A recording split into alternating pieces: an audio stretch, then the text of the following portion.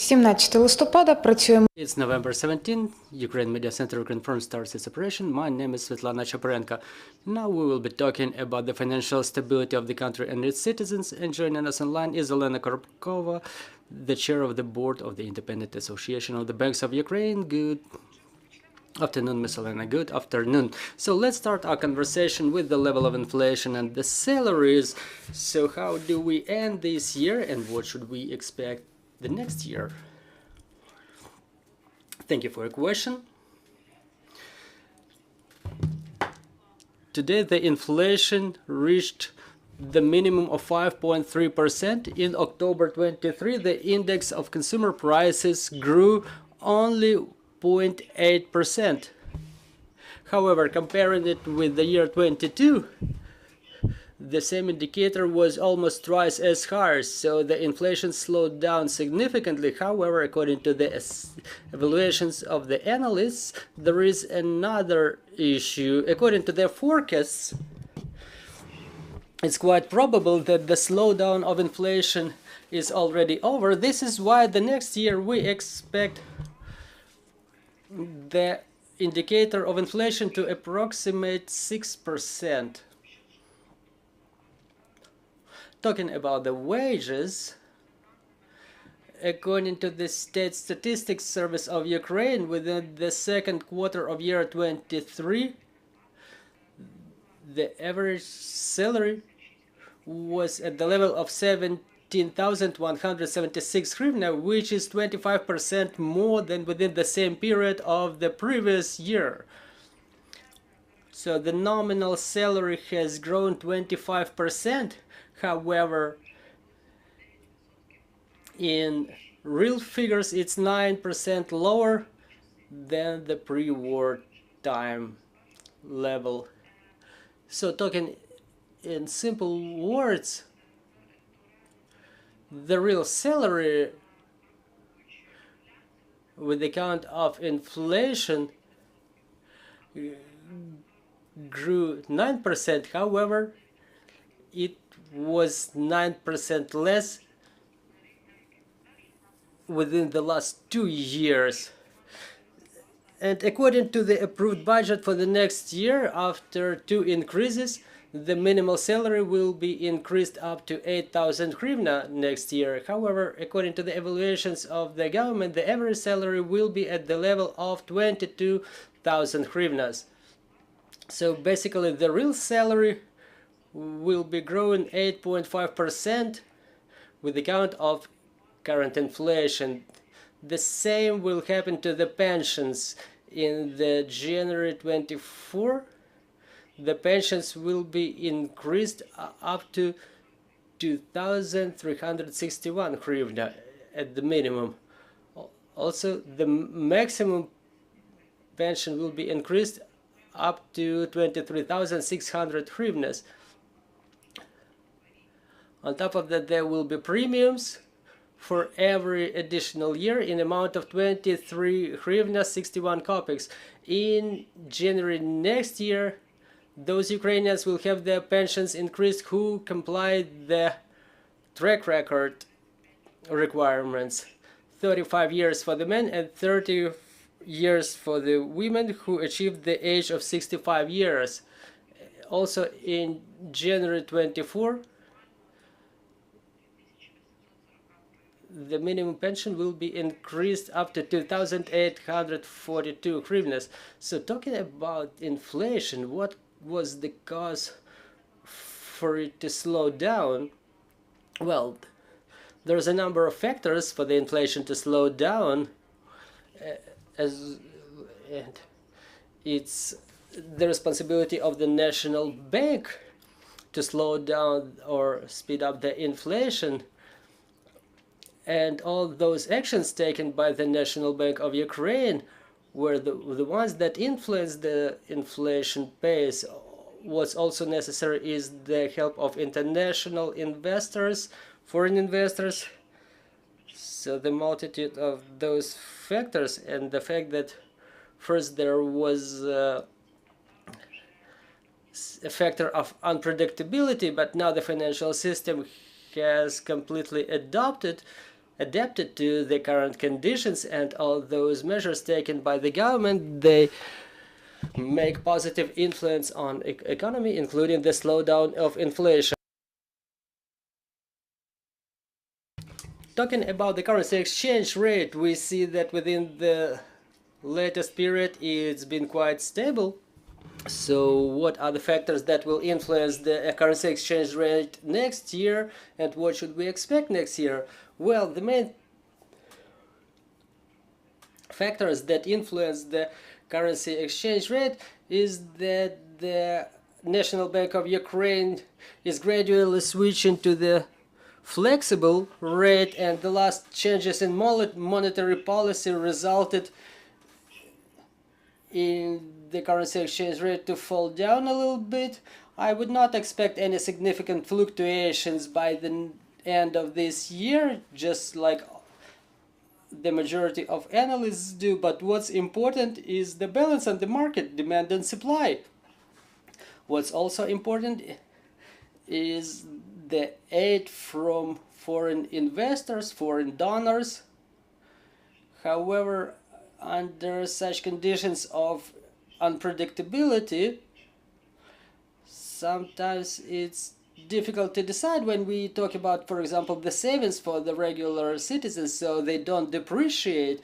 So what we have doesn't depreciate, so we can preserve it in a safe haven, so to say. The alternative may be not only the government bonds and deposits, but also the foreign currencies. So once again, I don't expect any serious fluctuations by the next of the year. So now that we've touched upon the topic of savings, well, on top of donations to armed forces of Ukraine as the best investment, what is the best way to save the money? Is it deposit? Is it just a current account? Is it the cash under your mattress or government bonds? What's your opinion?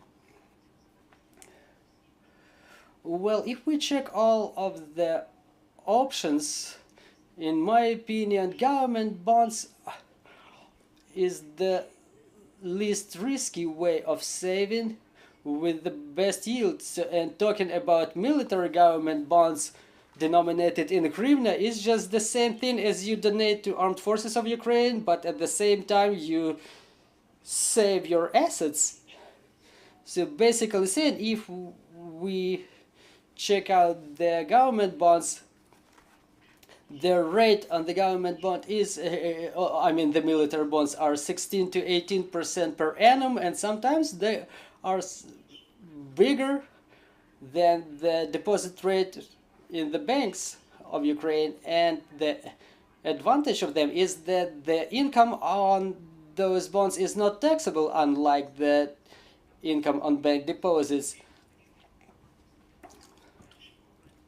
So comparing it to the bank deposits, some misadvantage may be that this instrument has a restriction in terms of access to your funds, because the maturity of the bonds may be at around 9 months. However, some of the banks now offer such a service to their customers as quick bailout of the government bonds, so that the citizens are not forced to wait for 9 months, but to sell them to they can sell them to the bank in after 6 or 3 months, in case they need to withdraw their money in a prompt manner, which provides additional space or room for maneuver.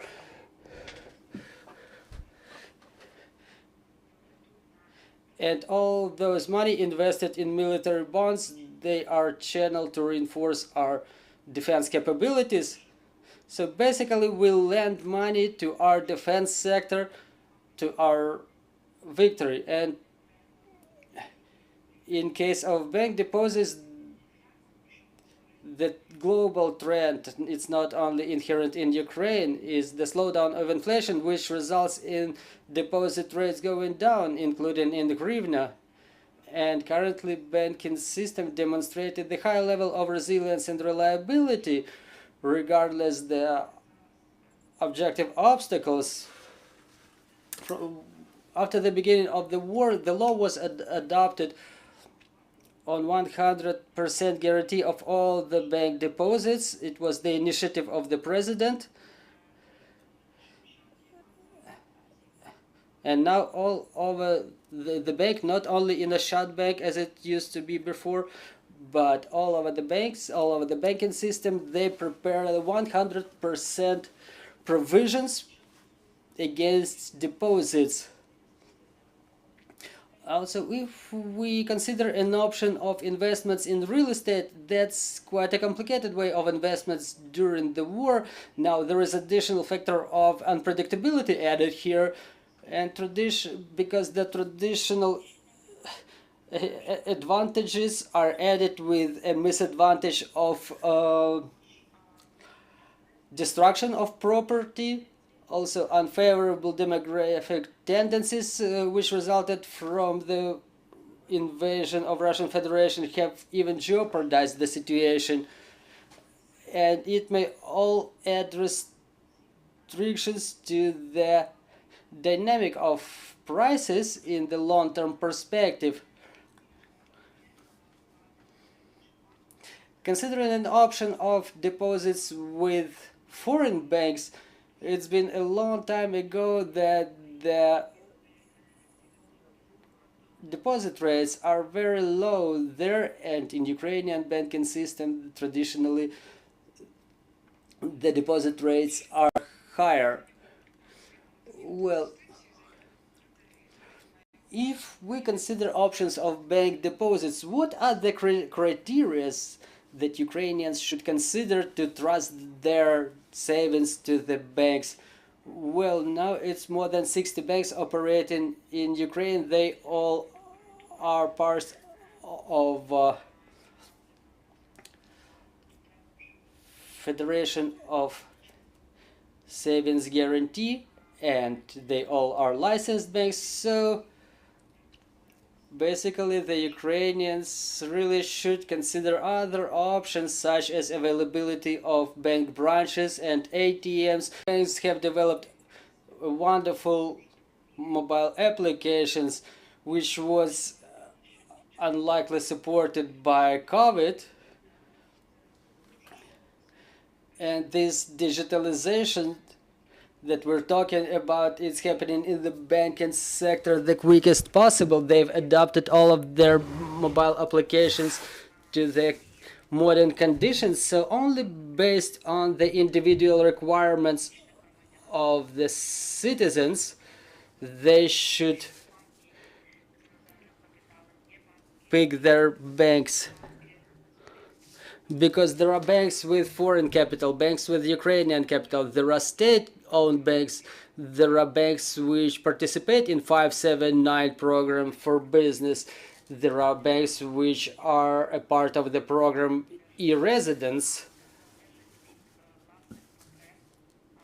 So basically it all depends on the requirements and needs of a customer. The bank system in whole is resilient and reliable, and what they demonstrate within the last 2 years in Ukraine, this situation is going to end up in history books about how cool was the banking system of Ukraine during the war.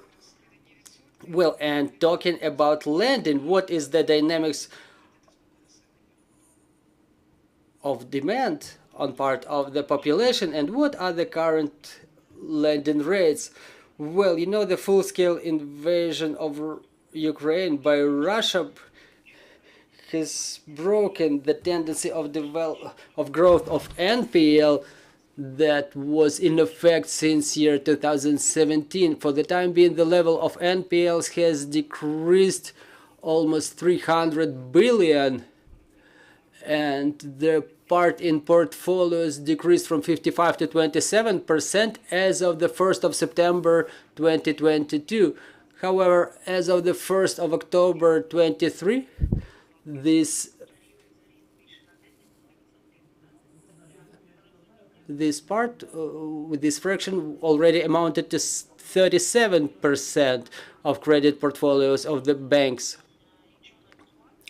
And if we analyze it, that growth resulted from loans extended before the war. So basically under conditions when the borrowers did not expect to lose income, to lose property, to lose collaterals. And now the banks emphasize that the rate of NPLs among the credits extended during the war is pretty low, so banks are now way more thorough and meticulous while extending their loans. They check where the collateral is located, how the principal and the interest will be paid on that loan, and thus the borrowers are supposed to provide more realistic certificates to the bank, more detailed information about where they are going to get the funds for repayment of the loans. On the 7th of September, the Ukrainian banks were supposed to reinforce compliance on Ukrainian payment cards. So what is the situation there? What are the operations that are being deemed as suspicious by the banks? Well, it's all in process of testing for the time being. The program of compliance reinforcement contemplates that the customer are supposed to provide the banks with a forecast of monthly spending, like whether it will be one-off activity or will it be regular.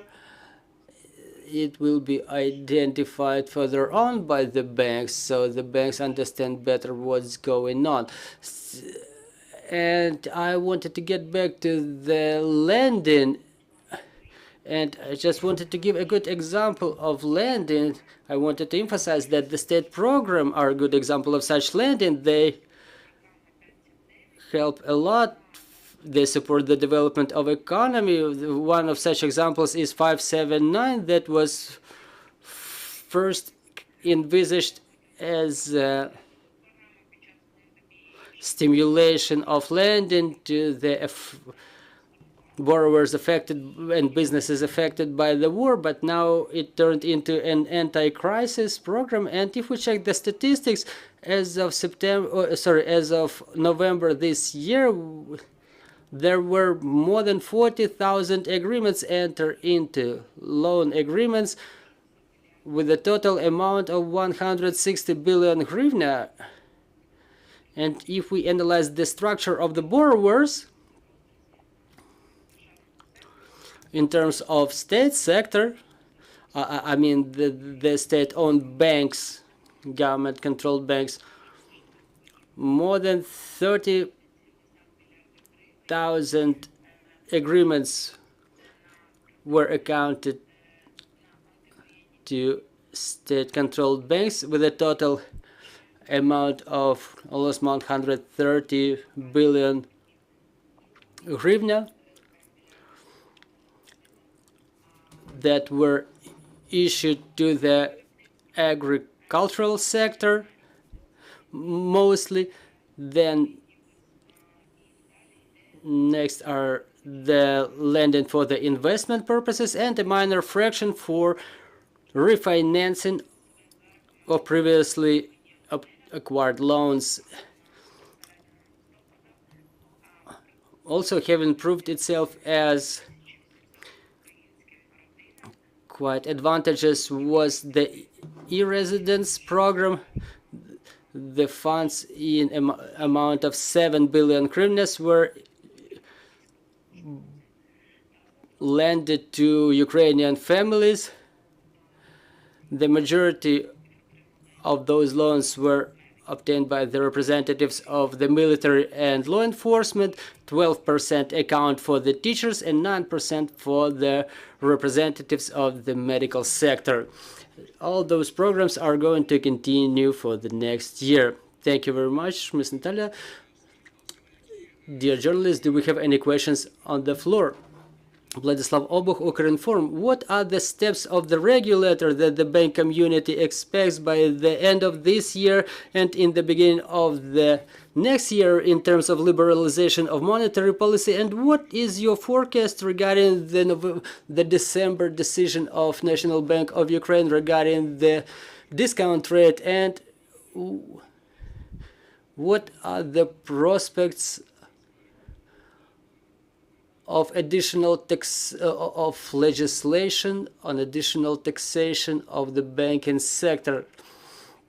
Well, thank you for the question. Let me start from the end. Probably, yes, really, yesterday the committee has recommended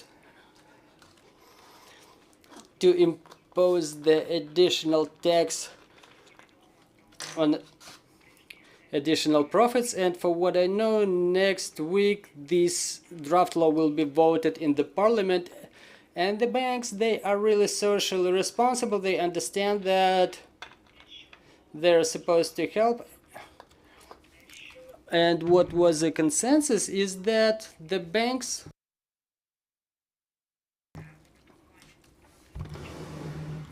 were agreeing to taxation for the years 36% instead of 18, but what was approved yesterday, it will be 50% for year 23 and 25% for the rest of the years. It's not quite a pleasant piece of news, because retrospective taxation is not something we'd like to see. The banks pay the taxes on a quarterly basis, and there will be a mechanism devised to pay those retrospective taxes, but it may result in non-positive consequences for the banking system, because first of all, it's about trust by the investors. When the taxation basis is being changed in the end of the year, it may be an unexpected move and not a very favorable trend. But we hope it will be a one-off activity that will not be repeated in the history of the banking system of Ukraine. What did the banks expect?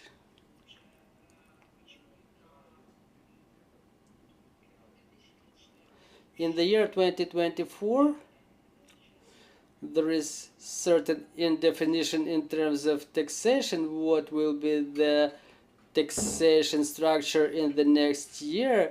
But we as a banks expect the evaluation of financial stability, and there is no single bank in Ukraine that is unaffected by the war. Every bank starts its day with the news from the front, specifically in the cases of intense attacks of Russia's on Ukraine, in case of any destruction which resulted from shelling. Right away the banks evaluate the losses and damage.